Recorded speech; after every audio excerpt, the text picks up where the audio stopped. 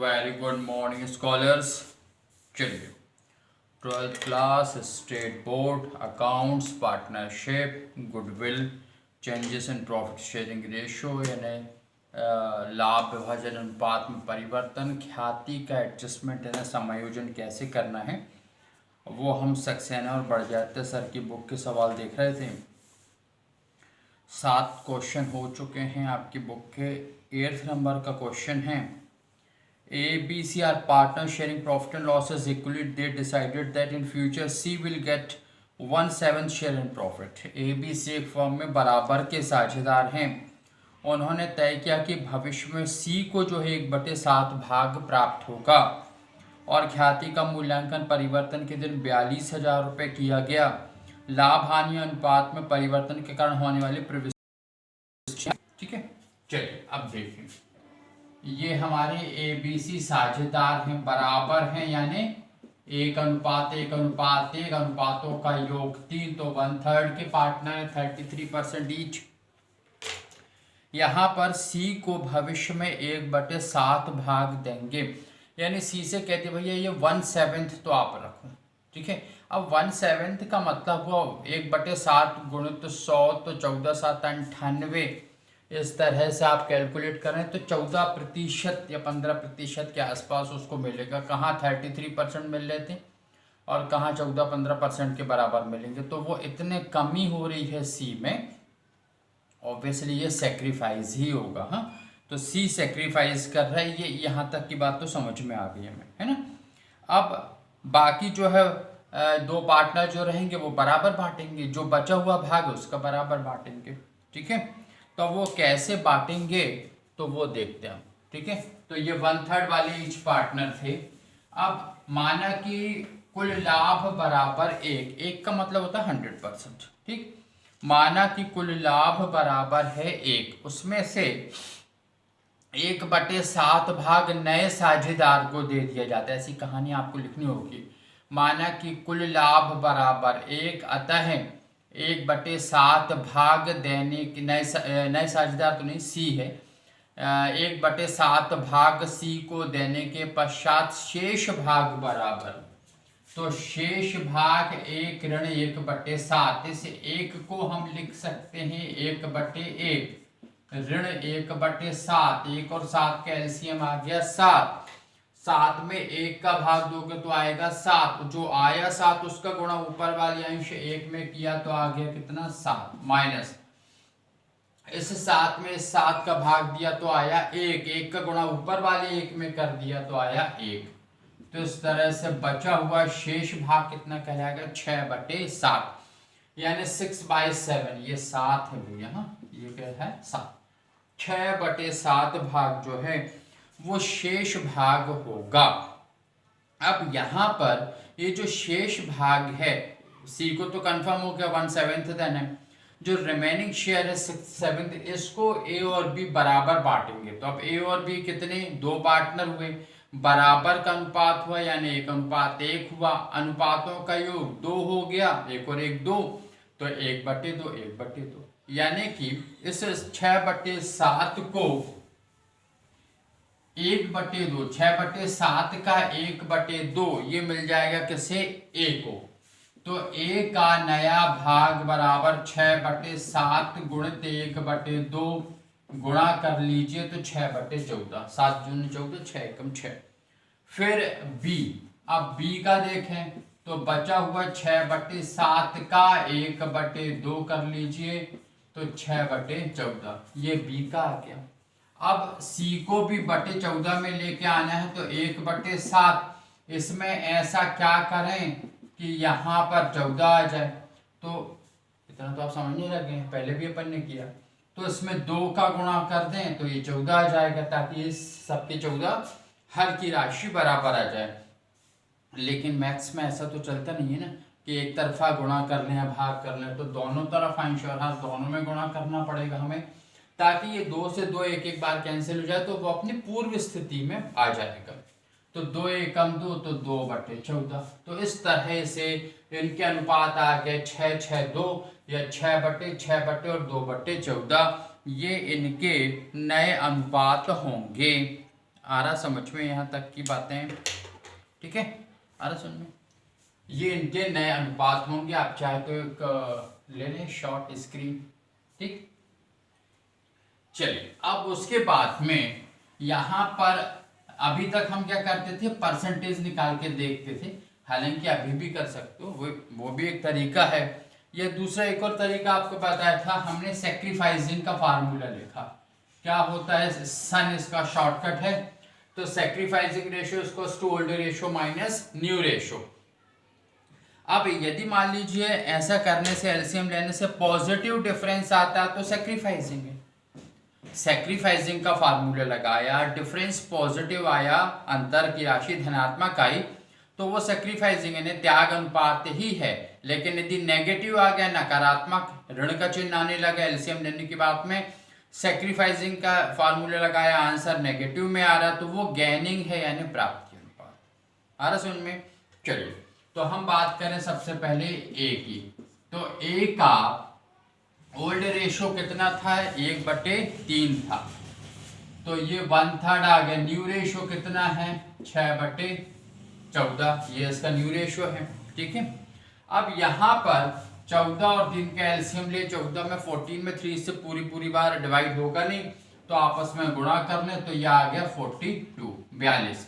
इस 42 में 3 का भाग दिया तो आया 14, उस 14 को गुणा ऊपर के 1 में किया तो आ गया 14 माइनस। अब ये 42 में, ये 42 है भैया, हाँ, इस 42 में 14 का भाग दिया तो आया 3, 14 दिया 42, और उस 3 का गुणा ऊपर के 6 में कर दिया तो आ गया 18, 6 दिया 18, 14 में से 18 चले जाएंगे तो ऋण 4, तो ऋण 4/42 आ गया। हमने फार्मूला लगाया किसका, सेक्रीफाइसिंग का, आया आपका किस में, नेगेटिव, तो क्या है वो गेन यानी प्राप्ति है। आ रहा समझ में? तो ए की जो है वो आ जाएगी प्राप्ति ऋण 4/42, यह आ गया। फिर उसी प्रकार से बी का भी करें, बी का भी खेल इसी तरह से है, उसका भी ओल्ड 1/3 था, न्यू 6/14 था, तो बी की प्राप्ति भी आएगी। तो ये मैं समझता हूँ कि आपसे समझ में आ गया कि इसकी भी प्राप्ति ही आएगी। अब हम बात करें सी की। ठीक है, बात करते हैं सी की। सी का ओल्ड रेशो कितना था, 1/3, 1/3, नया कितना है, 2/14, एलसीएम आ गया 42, 42 में 3 का भाग 14, ऊपर के 1 में गुणा किया 14, माइनस 42 में 14 का भाग 3, 3 का गुणा 2 में किया तो 6, 14 ऋण 6 8, 8/42, और शॉर्ट भी कर सकते, 4/24 भी ऐसा भी कर सकते थे। तो अब यहाँ पर सेक्रीफाइसिंग का फार्मूला लगाया और आंसर जो है वो पॉजिटिव आया, मतलब ये सेक्रीफाइसिंग ही है, त्याग अनुपात ही है इसका।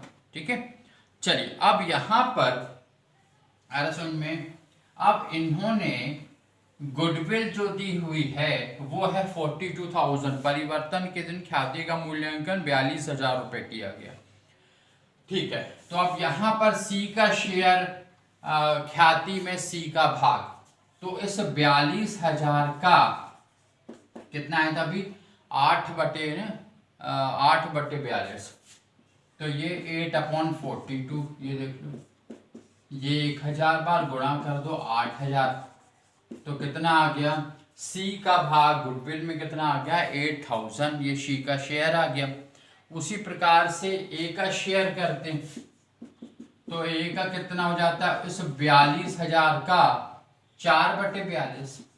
ठीक है, ये एक बार कट गया 1000 बार, तो आ गया 4000 रुपए। उसी प्रकार से बी का भी आ गया कितना, इस 42,000 का 4/42, तो ये भी 4000। तो यहाँ पर गैनिंग पार्टनर कौन थे, ए और बी, और सेक्रीफाइसिंग पार्टनर कौन है, सी।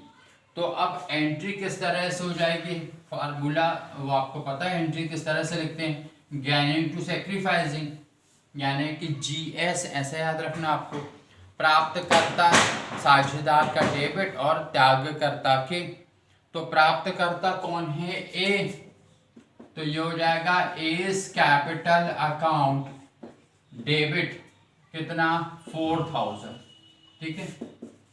फिर हो जाएगा 20 कैपिटल अकाउंट डेबिट, कितना 4000, और 2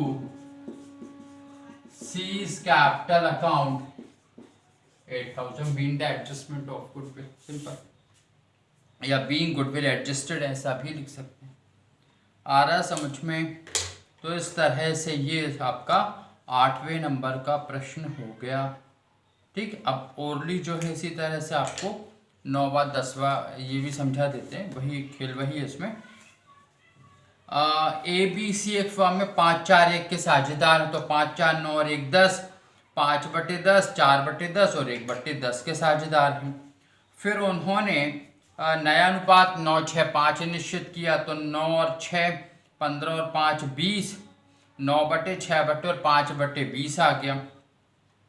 ख्याति का मूल्यांकन 2 वर्ष के क्रय के आधार पर 3 वर्षों के औसत लाभ के आधार पर करना है। तो औसत लाभ कैसे निकालेंगे? तो 48 42 और 60,000 का लाभ दिया, इसमें 3 का भाग दिया, जैसे हम करते रहे 3 का भाग दिया, क्योंकि 3 वर्ष हैं। जो आया उसमें आपने 2 वर्ष क्रय का गुणा कर दिया, तो यह आपकी गुडविल आ जाएगी।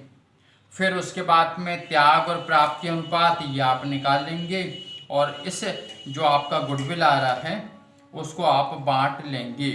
ठीक है, तो गुडविल को किस में, उनके सही जैसा भी किए, बिल्कुल वही है। और फार्मूला क्या लगेगा? Gaining to sacrificing. अच्छा, ये फार्मूला ना सिर्फ इसमें बल्कि जैसे गुडविल के अलावा यदि प्रॉफिट्स हैं, जनरल रिजर्व, उसको भी बांटना है तो ऐसे ही बांट सकते हैं। जैसे कि बिल्कुल संचय एवं अवितरित लाभ का बंटवारा, 10वां क्वेश्चन है आपका। ABC 3 3 2 के साझेदार हैं, ठीक है। फिर उसके बाद में उन्होंने जो भविष्य में समान अनुपात यानी 1 1 1 में बांटने का निश्चय किया। 24,000 रुपये का क्रेडिट शेष था लाभ हानि खाते में, तो बिल्कुल वही गेनिंग और सैक्रिफाइसिंग निकाल दीजिए। और उसके बाद में आप इस 24,000 का, जैसे ये 8/42 आए ना, तो मोस्ट प्रोबेबली आपका नीचे 24 ही कुछ आएगा, और 24,000 कट जाएगा, और फिर आपका गेनिंग टू सैक्रिफाइसिंग वाले फार्मूले से आपको कर लेना। आ रहा समझ में? चलिए, तो इस तरह से ये आपके 10 तक के क्वेश्चन हो गए। ठीक है, 11वां और देख लो किस तरह से लिखा है। अमित, राजू और सुमित जो है 3 2 1 के साझेदार, 3 2 5 और 1 6, 3/2/1/6 हो गए। भविष्य में बराबर बांटेंगे। लाभ हानि खाते में 60,000 रुपये और सामान्य संचय का 30,000 रुपये शेष था, और आपको एंट्री करनी है। तो अब आप देखिए इसकी एंट्री कैसे करनी। लाभ हानि खाते का कौन सा क्रेडिट शेष है, तो ये अकाउंट कैसे बंद होगा? डेबिट होके। तो आपकी एंट्री हो जाएगी लाभ हानि लेखा debit 60,000, profit and loss account debit 60,000 to Amit's capital account. अब 60,000 को 3 2 1 में बांटोगे तो 30,000 20,000 10,000 ही आएगा 3 2 1 में, है ना। देखिए आपको अमाउंट भी कुछ इस तरह से दिए जाते ताकि प्रॉपरली विदाउट कैलकुलेटर कैलकुलेट हो जाए आराम से, है ना, क्योंकि उन्हें भी पता है कि आपको कैलकुलेटर अलाउ नहीं है। तो 60,000 को बांटा 3 2 1 में, 30,000 20,000 10,000 आ गया। इस तरह से profit and loss account debit, debit क्यों करें? क्योंकि अकाउंट को बंद करना है, ठीक है, या ट्रांसफर करना है। ठीक, चलिए अब profit and loss account debit, या फिर आप इसको ऐसे समझ सकते हैं कि पार्टनर्स कैपिटल में वो प्रॉफिट का अमाउंट जो है क्रेडिट होगा ना, by profit and loss account लिखते हैं। तो by profit and loss account लिखना है तो आपको जर्नल एंट्री में तो उसको डेबिट ही करना पड़ेगा, ये बात आपको पता है। तो profit and loss account debit 60,000 रुपये to Amit capital 30, to Raju's capital 20, to Sumit capital 10, इस तरह से। उसी प्रकार से जनरल रिजर्व 30,000 को भी बांट दो, 3 2 1 में बांटोगे तो इसका हाफ हो जाएगा, 15 10 और 5 हो जाएगा। अब ये उनके पार्टनर्स कैपिटल अकाउंट के क्रेडिट में आप लिखते ना अकाउंट के अंदर बाय जनरल रिजर्व, तो एंट्री क्या हो जाएगी? General reserve account debit 30,000 to Amit 15, to Raju 10 और टू सुमित 5,000 रुपये। आ रहा समझ में? चलिए, तो इस तरह से ये क्वेश्चन हो गए आपके 11 तक। ठीक, 11 क्वेश्चन हो गए हैं सक्सेना सर के और बढ़ जाते सर की बुक के, और फिर उसके बाद में अपन नेक्स्ट क्वेश्चन नेक्स्ट क्लास में देखेंगे। ठीक, थैंक यू।